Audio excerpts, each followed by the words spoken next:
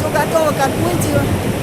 2 дня я здесь пережидала, но сейчас речка снова стала голубого цвета, видно мели, перекаты, камни, так что надеюсь, что будет плыть безопасно. А так вот здесь с погодой бывает, что приходится пережидать даже в хорошую погоду паводок.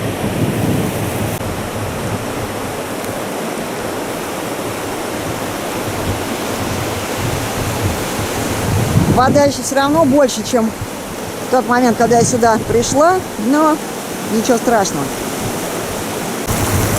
Ну вот здесь речка приобрела более спокойный характер, хоть и вот такие есть перекаты, щеверки, но они несложные, валы заливают, но не сильно.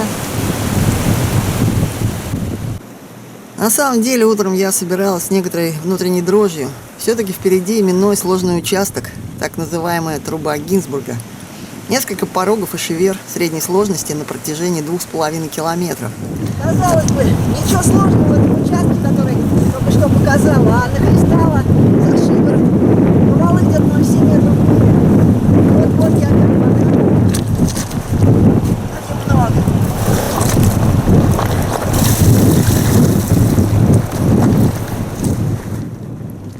В этот день я отливалась раз 7-8 и вообще выходила на берег иногда просто для снятия напряжения, психологической перезагрузки.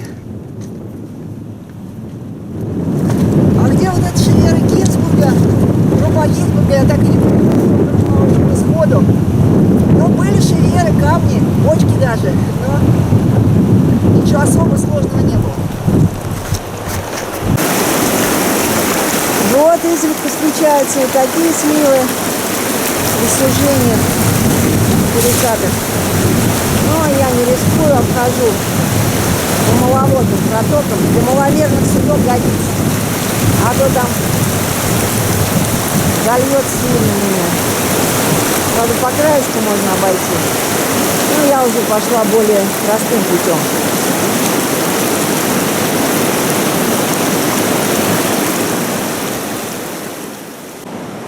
Река все время течет практически одним руслом.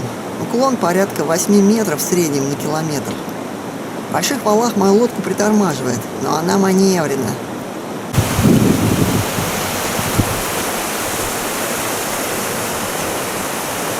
Итак, мы находимся на слиянии с ручьем Фэб. Отсюда до Охотского моря еще километр высоты. Высота над уровнем моря сейчас километр. 144 километра до впадения в Охоту, потому что сейчас это еще дельта Охотская. Потом еще километров 135 до поселка Арка, и там еще и 100 километров до Охотского моря. 4 августа. Нина, на соревнования я успею. На сбойках строй по привычке отклеиваюсь, как на крюке, но эта лодка и так отлично держит.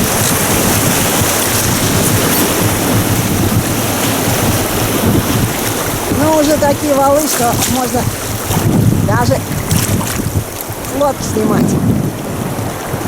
Здесь уже уклон на этом участке небольшой, и сужения нет. А то все время приходилось перегребать струю, чтобы сильно много не зачерпывать. О, я уже, можно сказать, в море сижу. Воды все-таки заливает. Но очень-очень надежная лодочка, я довольна. Любые валы практически, наверное, можно лезть. Самые большие я не лазила. Это такой спокойный участок. Быстротой.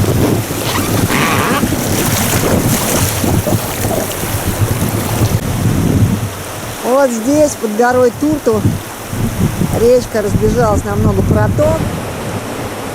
Пошел плавник. Это гора Турту. Вскоре должна впасть река справа, Турту. После нее начинается уклон уже 5,5 метров на километр. Это уже небольшой уклон. Вот затопленные деревья. И река по описанию приобретает характер такой же спокойный. Посмотрим, она и сейчас уже приобрела достаточно спокойный характер. Река стремительно уносит меня с высоких гор, но горы не кончаются. Когда справа впала река Турту, я не поверила, что это уже она. Так быстро. Да и порог, который по описанию был со значительной ступенькой прижимом, я прошла сходу, без просмотра. Как же я была рада, что дошла до Турту. Даже безрезультативная рыбалка на стрелке и дождик не омрачили моей радости.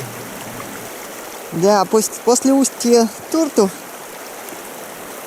река стала совсем практически спокойной. Делится на протоки, но уже большого падения нету. Единственная трудность у меня сейчас была, умочил меня дождик, гроза. Прям под грозой шла. Главное, чтобы вода не поднялась.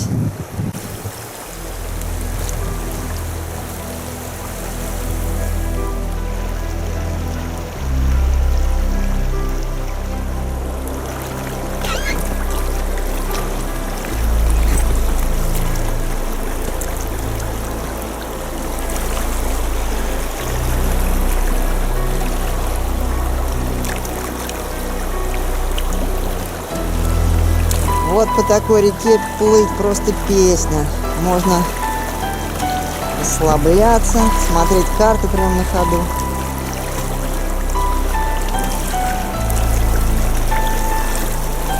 Гора Орион.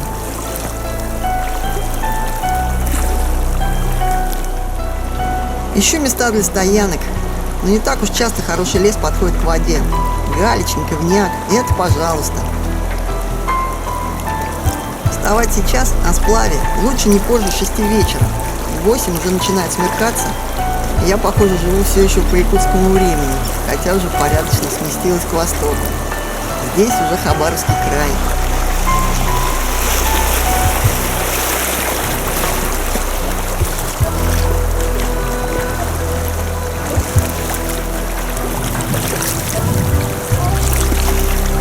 Но вокруг ходят грозы, погода неустойчивая.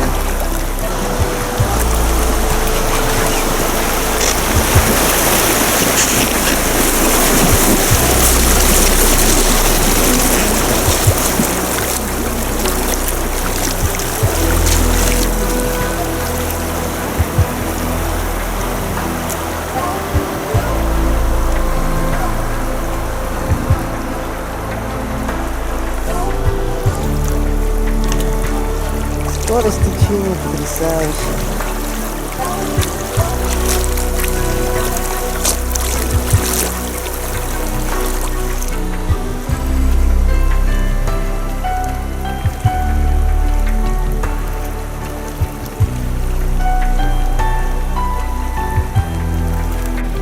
Верховье снова затянуло облаками. Стоянку нужно выбирать основательную, не просто на галечнике. Что я, в общем-то, всегда и делаю. И стою на коренном лиственничном берегу. Ну вот, очередной паводок. В 6 утра еще вода была светлая, а сейчас ну просто на глазах прибывает. Просто. Вон уже бревна поплыли. Да, если сесть в этот экспресс, конечно, быстро пойдешь. Но это чревато. Я лучше подожду. У меня лагерь на сухом, надежном месте. Здесь когда-то была стояночка, вот тренога стоит. Мимо тропа проходит. Так что пережду любой паводок. Вода прибывает очень быстро, прямо на глазах. Еще полчаса назад вот из этой протоки ее можно было перейти в ботинках аккуратно. Она была чистая, вода из нее набирала воду в котелок. А теперь уже все, муть и здесь. И вот здесь вот прям подступает вода. Бревна продолжают плыть. Посмотрим, затопит ли весь этот галечник, даже интересно. Туман с утра был. Да и сейчас, но сейчас уже лучше видимость. Вот вчерашние дожди, вроде не такой уж большой дождь был. Итак, всем, кто отправляется в плавание по рекам, текущим в Охотское море, вот по реке Охотской, надо иметь в виду, что здесь может паводок в любой момент нагрянуть и сплавиться-то быстро, а вот ждать окончание паводка неизвестно сколько. Вот как поднялась вода за полдня. Сколько она еще будет такой высокой, никто не знает. Так что хорошо, что у меня нет обратных билетов. Но на соревнования Нины я успею.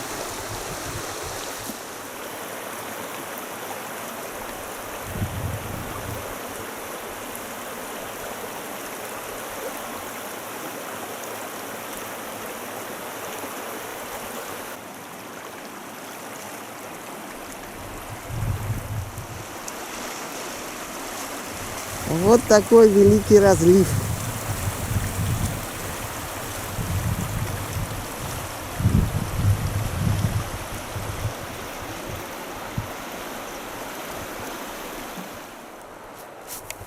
Вот такая здесь по берегам местами лиственничная тайга с подлеском из кедрача.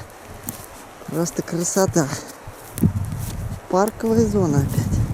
Тут я гуляю налегке, а что-то тяжело ходить, даже по ровному бережку. И вроде 2 дневки было недавно. Должна вроде отдохнуть, а нет. Усталость накопилась. Рыба-то ведь не ловится. Правда, голубика здесь меня выручает. Витаминами подзаряжаюсь. Вверху, в горах-то ее не было.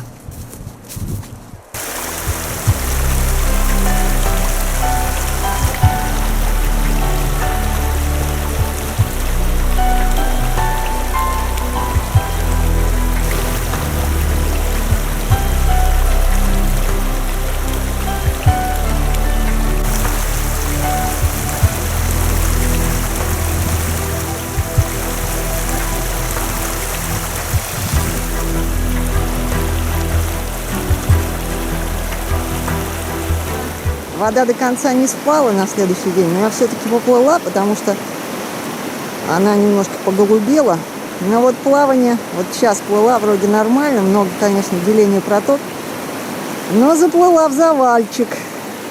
На самом деле он не до конца завал, но кто ж это видел-то издалека? Я уж думала, все, тут причалить было очень сложно. Ой, на течение, вот тут затопленный лес. Вот, было экстремально, наверное, самый экстремальный момент. Больше я в паводок не буду плавать. А все соревнования. Ну ладно, я все равно успею. Надо было еще, конечно, полдня подождать. Теперь этот завал придется по лесу как-то проводить. Это ладно, главное, я живая и здоровая. Ой, вот иду по лесу. По лесу вода течет. Но я на берегу.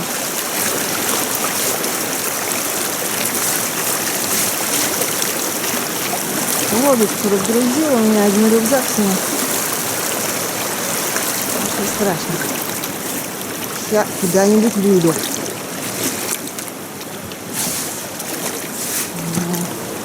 Нет, не надо. Даже в маленький паводок я больше не плаваю.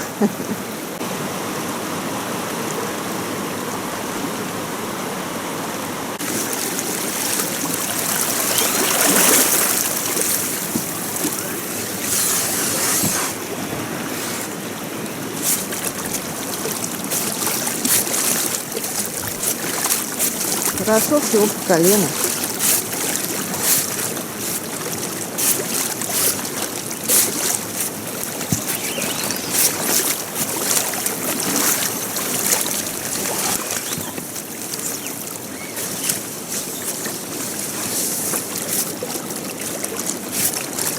Ну вот я вышла на чистый открытый простор, но, конечно, ужаса натерпелась. Не стоит, конечно, сплавляться в паводок. Потому что не видно ни перекатов, нигде основная струя. Под водой камни не видны, я несколько раз на камни налетала там, где, казалось, не должно быть. Так что не надо, даже в хорошую погоду не стоит сплавляться в паводок.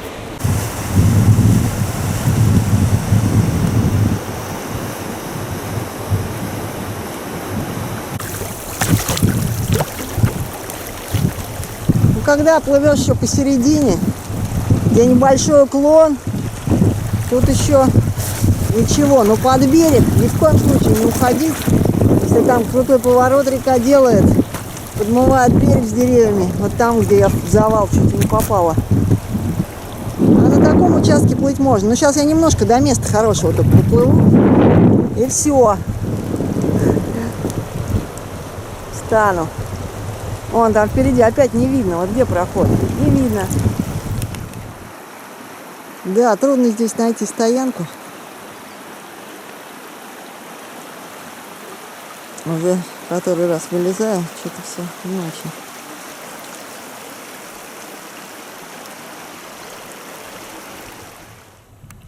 Стоянка у меня на солнечном откосе лиственничном. Вдали от реки, правда, здесь широкий галечник. Метров 200, наверное, до воды.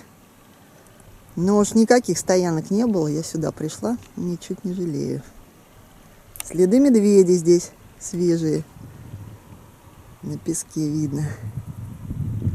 А там за миком уже протоки реки.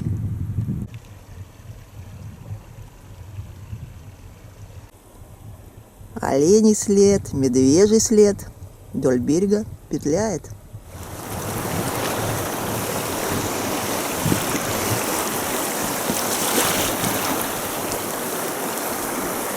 Вода все-таки остается мутной даже за ночь.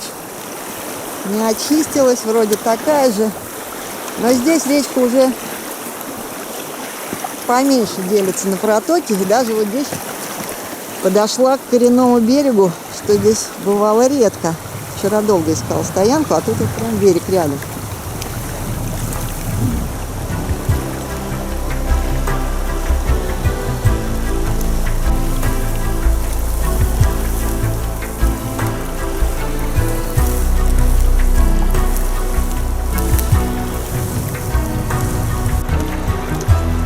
Вот где-то здесь, в этом распадке, впадает большой приток правый, Дагникан.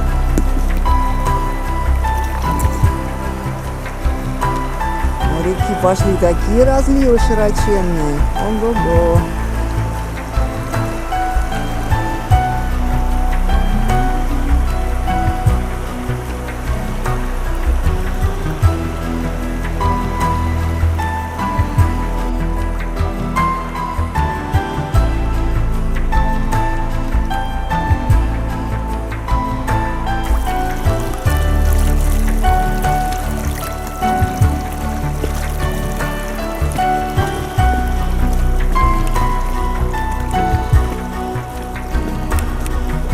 Вот после впадения Дагникана сразу появилось выраженное одно русло практически. Берега коренные подходят и слева, и справа. Нету шире галечников и разливов.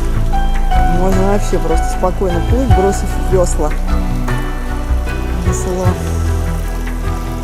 Красота. Даже в такой небольшой паводок здесь абсолютно безопасно. На этом участке. Вот оно, впадение Дагникана. Какая водичка, а? Вот такая должна быть в обычную воду и в Делькю. Но в Делькю паводок небольшой. А тут какая чистейшая.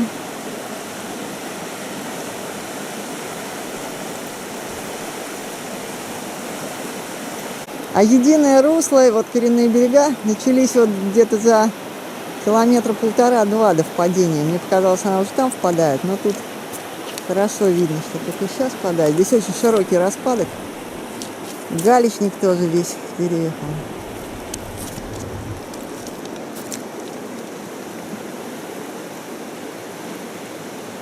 Отсюда 75 километров до Ахаты.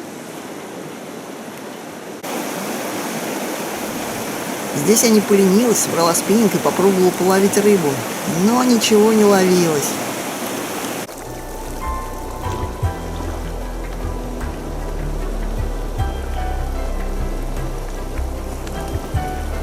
Наступило тепло, но пока я не снимаю гидрозащиты, сижу в гидроштанах. Временами на меня плескает, но немного. Так что в основном парюсь. Но пар костей не ломит. И в гидрозащите я чувствую себя увереннее, надежнее.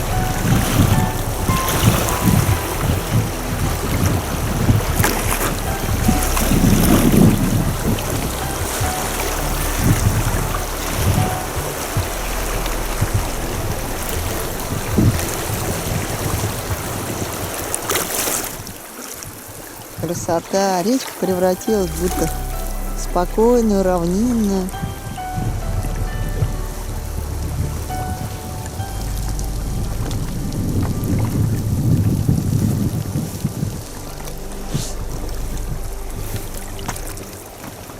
Можно нагрести.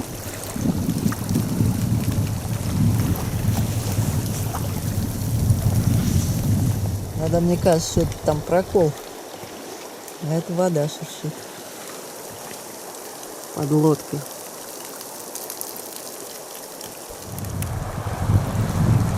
Длинные, спокойные перекаты.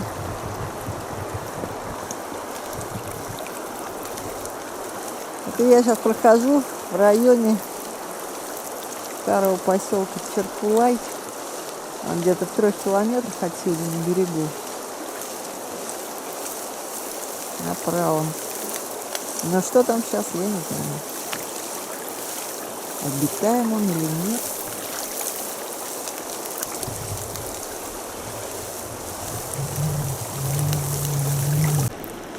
Занесло меня в какую-то лесную протоку.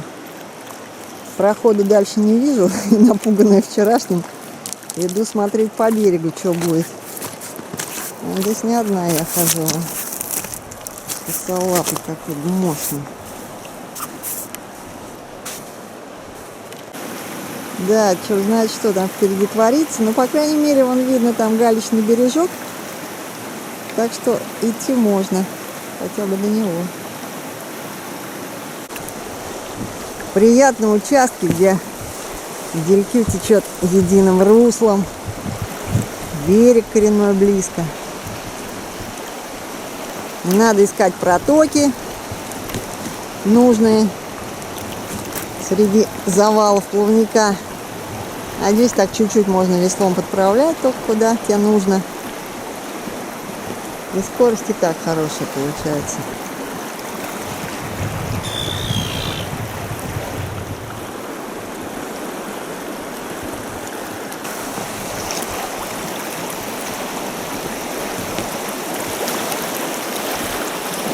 Валики появились. Но пока не захлестываем.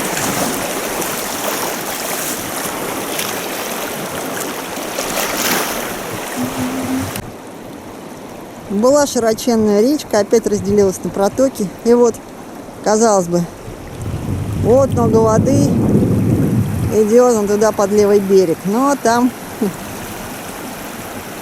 завалы вдоль берега-то. Вот такие места соваться не нужно. Тут еще не такое сильное течение.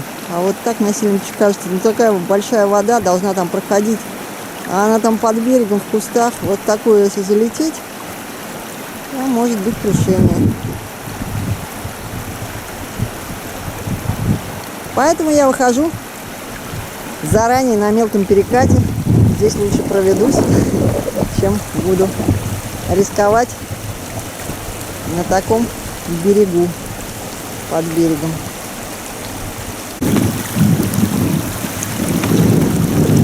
Сапоги повыше потянуло. Уж думал, не будет глубоких бродов.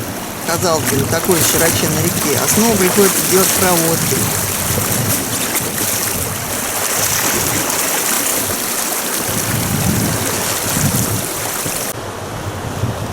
Вон сколько наломало всяких завалов.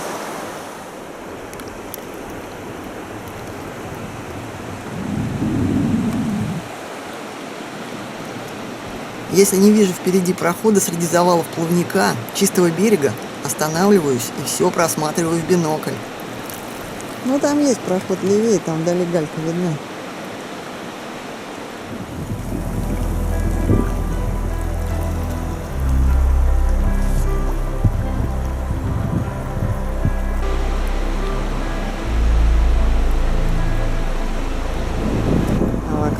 горы все не кончаются.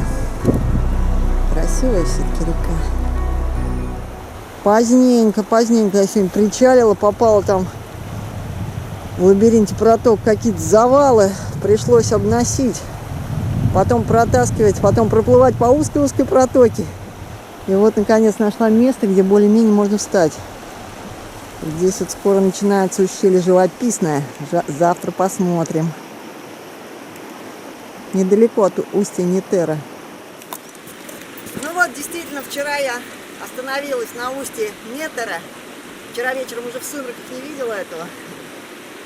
И здесь мне удалось поймать, наконец, рыбу, тариусов. В месте впадения она берет. Потому что в реке мутноватая вода. Но сегодня уже вода упала, стало лучше.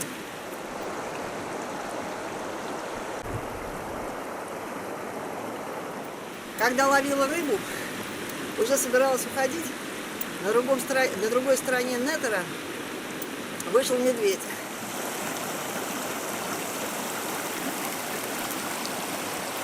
И он не замечал меня, я на рыбалку пошла без камеры. Ну, метров 30 нас разделяло, наверное. Я тихонечко удалялась, еще спросила его: медведь, ты меня не видишь? Но он так поводил носом, но меня, видно, не чуял. Я вот ушла в свой лагерь. А он потом, видно, тоже ушел, я вот так не смогла увидеть потом.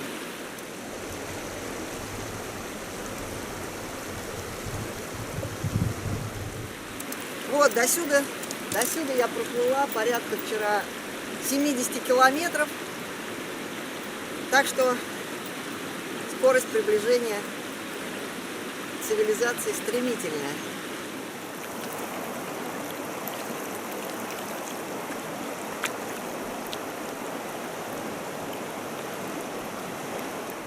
А вот мой лагерь на стрелке с Нетером. Пришлось там немножко шиповника подвырубить, а так достаточно хорошее место.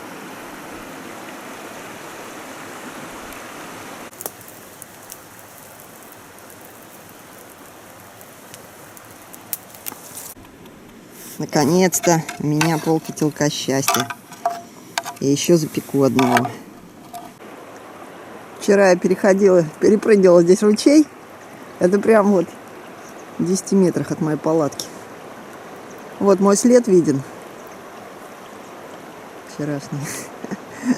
Поверх уже прогулялся Мишка. Наверное, либо вчера поздно вечером, либо сегодня рано утром. Но, конечно, он учуял запах человека и обошел меня. Но я не слышал его. Ну, а палатка даже не в 10, она вот она рядом. Сколько? 4 метра. Нет, не больше. Но все равно очень близко.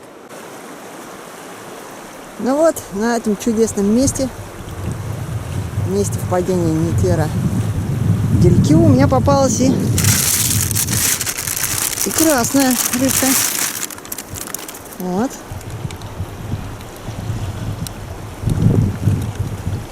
Такая мальма, наверное, местная. Да, река после Нетера течет в одном русле. Просто сказка. Не надо искать, где там главная протока.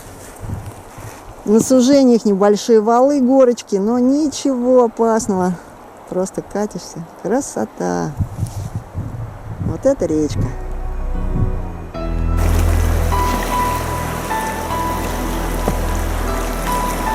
Как написано у меня на карте, по отчету, после падения Нетера 20 километров ущелья Живописного, в нем шеверы и несложные пороги.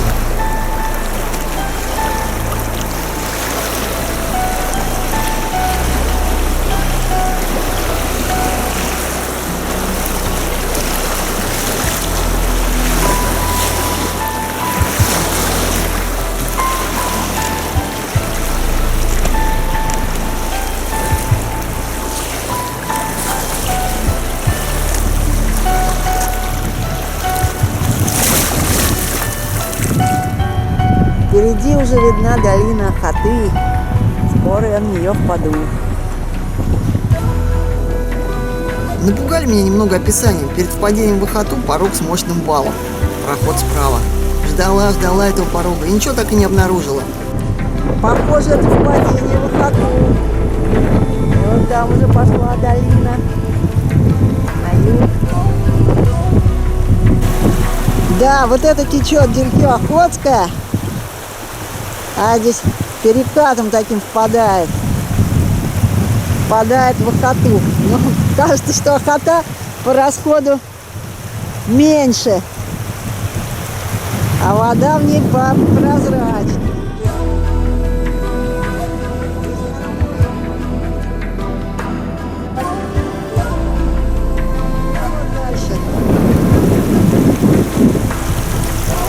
Вот это все таким широким перекатом сливается. И туда пошла вниз Охота, до поселка Арка еще 137 километров. И потом до Охотского моря еще больше 100.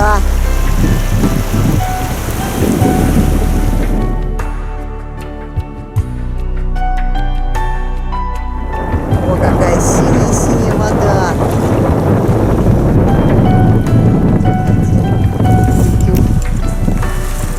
Дельтю молочная.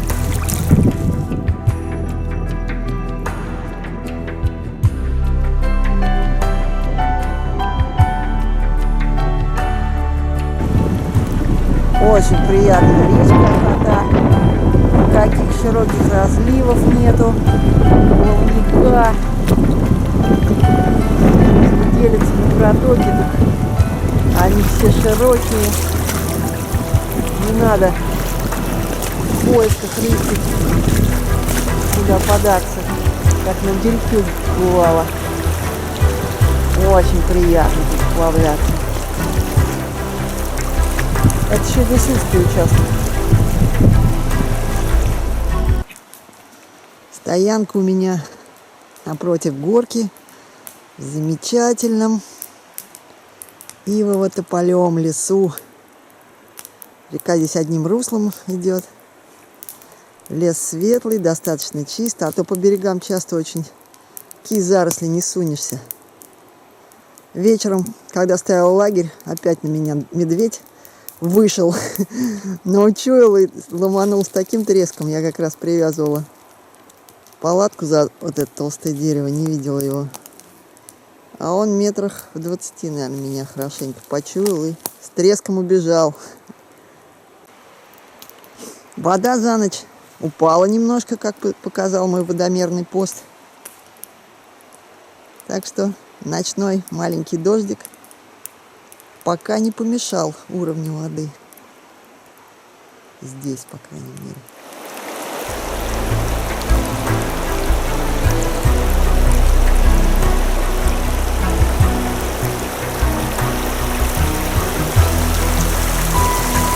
Это одна из плотов.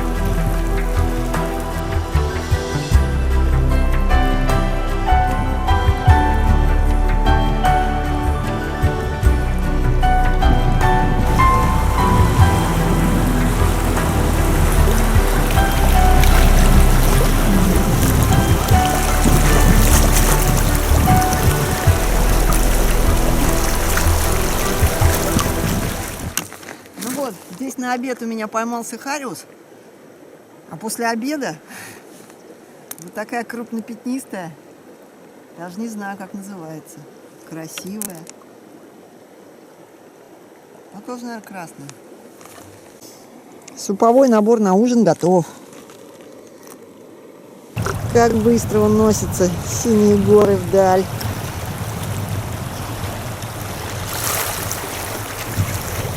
Скорость потрясающая. Я в замечательном, светлом, чезениевом и вот такая лесу. Река со страшной скоростью несется. Паводка нету. Вот моя стояночка. Надо сказать, что со стоянками здесь не всегда легко найти, так, чтобы можно было спокойно расположиться. Без зарослей, без обильных следов медведей.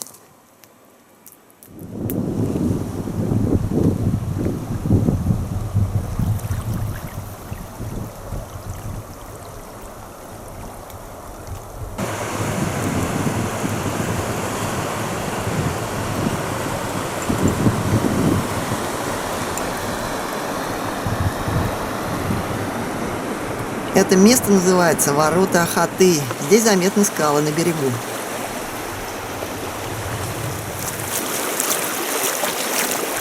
Бурлят, вспухают донные струи, так называемые поганки.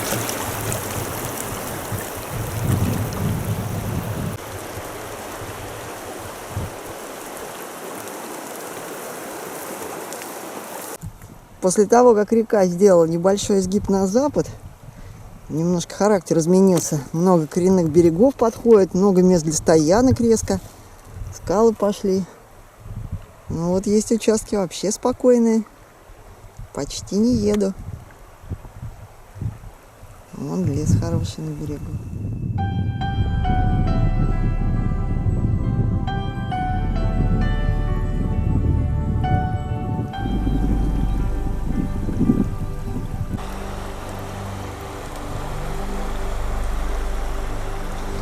Где-то за теми горками правее уже вскоре арка, поселок. Все-таки достаточно быстро идет река. Только иногда, кажется, медленный участок. А в основном скорость километров 7-8 в час.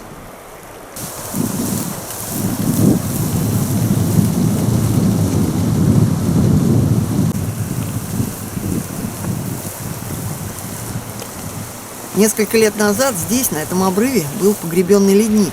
Под камешками лежала линза льда. Теперь от нее не осталось и следа, все растаяло. Сейчас тут обычный осыпной берег.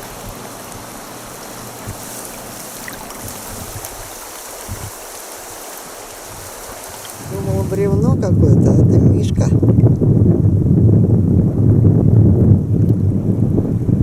Как бы мне в него сейчас не въехать.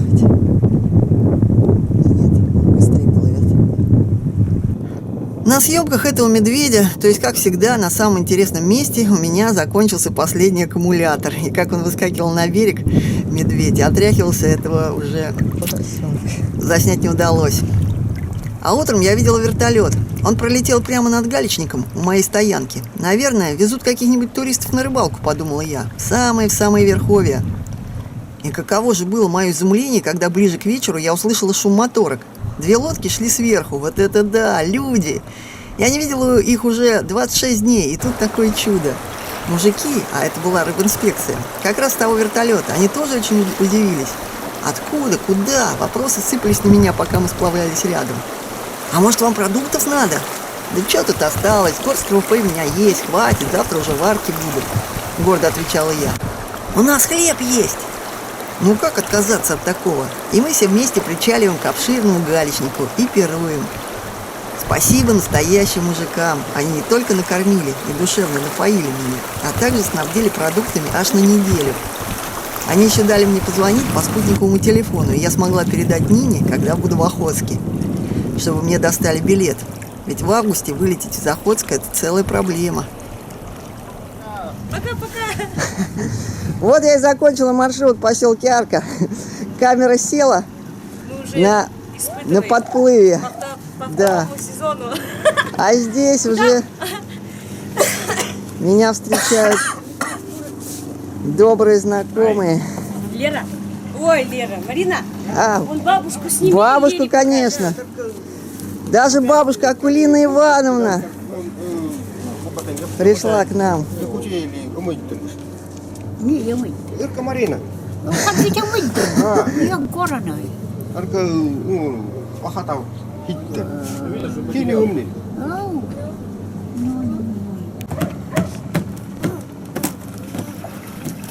В каком году вы проезжали? В 2009, ой, в 2008, 9 лет назад. 9 лет назад? Ничего себе! Вроде кажется, совсем недавно. Вот бабушка Акулина Ивановна наша, старейшина села. Спасибо. Да, она очень, Спасибо огромное. она очень нас. Она меня, кстати, тоже воспитывала. Когда откуда писали, писали письмо. Чай пили, да черный всякий. Там фотокарточки поставили мне где-то. Да, да, да. Поднимать. Вот куда еще как эти шли. Уже не пришли. Я стою, я сама боюсь. Я одна была тогда. Да, да. Вы нам показали дорогу, куда Да идти. я дорогу темно было. Мне говорили, напрямую иди. Акулина Ивановна, я передаю вам вот этот посох, который прошел 700 километров, через 7 перевалов, был на горе Берил, потом сплавился по реке Делькио-Охотской. Он принесет вам силу, здоровье, долгих лет жизни. Да. Значит, завтра уеду, говорит. А вот летняя кухня. Летняя кухня в поселке Арка. Людмила. Привет, привет. 9 лет спустя. Да. В Москве тебе буду, доча, показывать. Да, Машенька? Самый главный человечек в семействе Чириковых. Да. Да, доча? Машенька? Да. Да. Третья сестричка. Да. Угу. А Савелий убежал куда-то. Савелий убежал, ну? Здорово, да? Да, здорово. Савелька, ты куда поехал? Москву, скажи, сплавляй. Куда? В Москву. Так что вот, у Люды уже 4 детей. Ну вот. Так и скажи. Пока ждали вас, это самое, уже еще двое появилось. Пока вас ждали. Ну. 2 пришло нас, 2 детей. Я сейчас одна приду, значит, пришла. Ага. Значит, может, еще один появится. Ага. Поселок Арка. На берегу реки Ахаты. Ну, от нее здесь 1,5 километра. Вот такие домики. Проживает здесь порядка 800 человек. Есть школа, магазины, почта.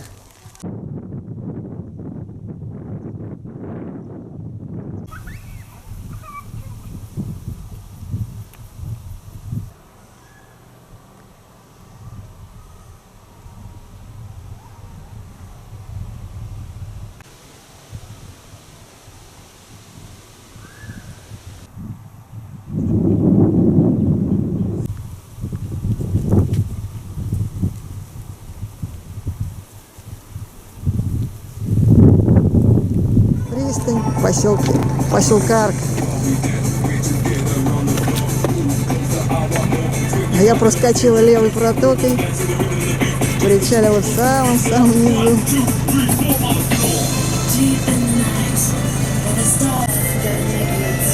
Скорости здесь еще обалденные. Дорога подходит к берегу от поселка Арка, а дальше, чтобы переправиться, нужно переезжать на моторке. И уже на той стороне идет дорога в Охотск.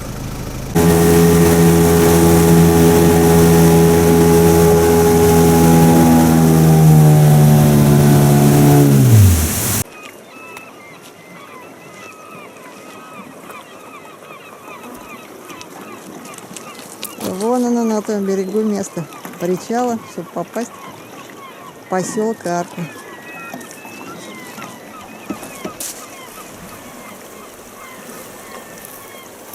И до океана отсюда еще порядка 110 километров. Дорога Арка от моста в отличном состоянии.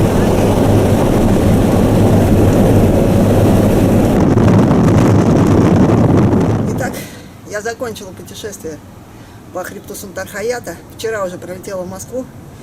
Сейчас успела провести утром беговую тренировку и вечером уезжаю в Латвию на чемпионат мира. Я успела на соревнования. Форма у меня нормальная. Сегодня моя дистанция обычная показала, что все в норме. Итак, за путешествие получилось 35 ходовых дней. Прошла больше 600 километров. Последние 115 не удалось сплавиться. Закончила маршрут в Арке, чтобы вот успеть на соревнования. Похудела на 7 килограммов.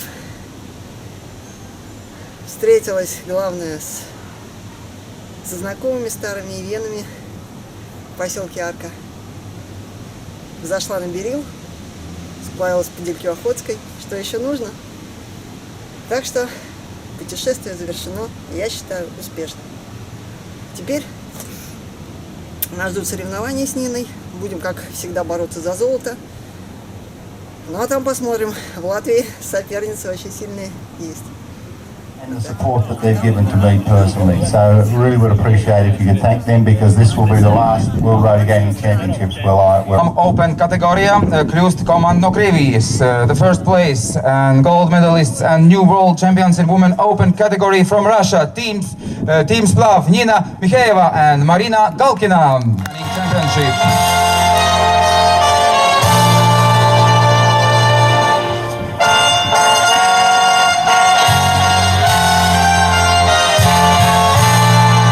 Stundās 34 minūtēs lielisks sniegums. Un uzvarētāja godā jaunās pasaules čempions no Krievijas